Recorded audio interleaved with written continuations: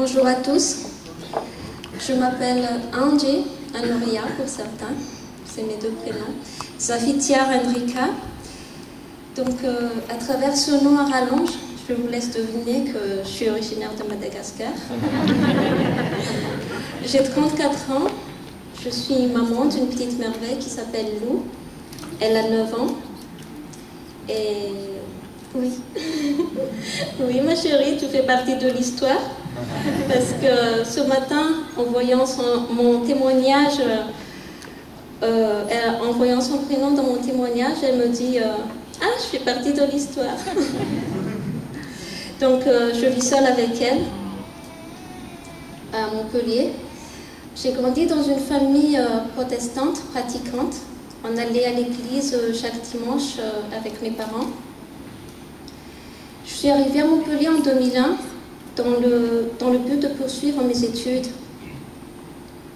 J'ai alors connu beaucoup d'épreuves à travers l'abandon du père de ma fille pendant ma grossesse, et puis le décès de ma mère, puis celui de ma petite sœur successivement en 2007 et en 2008.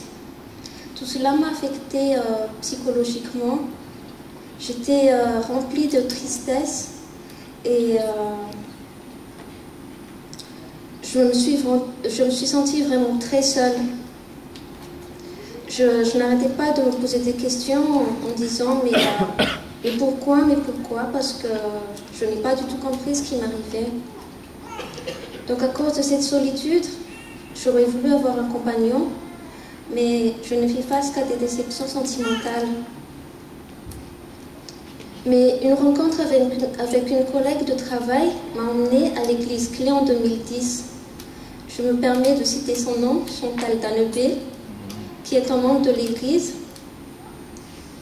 Et depuis, la famille Danebé nous a offert la porte de son cœur.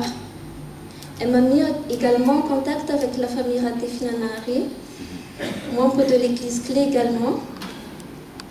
On a été alors accueillis avec ma fille par une nouvelle grande famille, la famille de Dieu. Petit à petit, j'ai découvert l'amour de Dieu pour moi.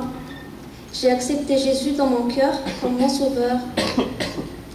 Et grâce à la présence de Jésus dans ma vie et celle de ma famille spirituelle qui m'a bien entourée, j'ai pu me relever alors que je me croyais perdue. Ma vie a changé petit à petit. Dieu a œuvré dans mon cheminement. Car en 2011, j'avais un projet de faire une formation en secrétariat médical. Donc il a exaucé mes prières durant mes démarches avant d'entrer en formation. Il a pris soin de moi pendant les 9 mois de retour sur le banc de l'école. Ce n'était pas toujours évident à 34 ans, mais j'ai persévéré. Donc j'ai obtenu mon diplôme de secrétaire médical depuis le mois de juin dernier. Donc je suis secrétaire médicale.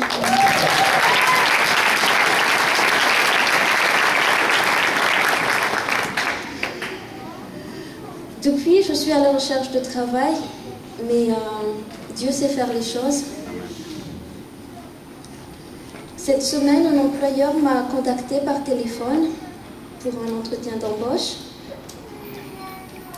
Donc je me suis confiée à Jésus en disant: Jésus, tu es mon abri, ma forteresse, et je vais me présenter à cet entretien dans ta présence. L'entretien a eu lieu et on m'a dit bon, on vous tient au courant de la suite la semaine prochaine, parce qu'il y a eu quand même beaucoup de personnes qui sont présentées à cet entretien, à ce poste, qui ont postulé à ce poste. Donc, on va prendre une décision. Donc, je rentre sagement chez moi. Mais le même jour, je reçois un appel téléphonique, je le prends, et on me dit au bout du fil: votre candidature a été retenue.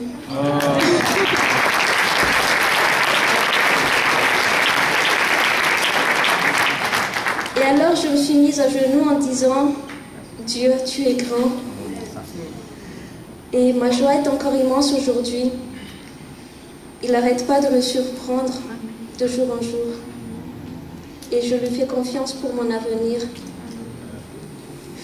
C'est pour cela qu'aujourd'hui, devant vous, je veux confesser publiquement ma foi en me faisant baptiser, car il est mon Sauveur, mon Seigneur, ma paix, mon Père céleste qui veille sur toute ma vie. Merci.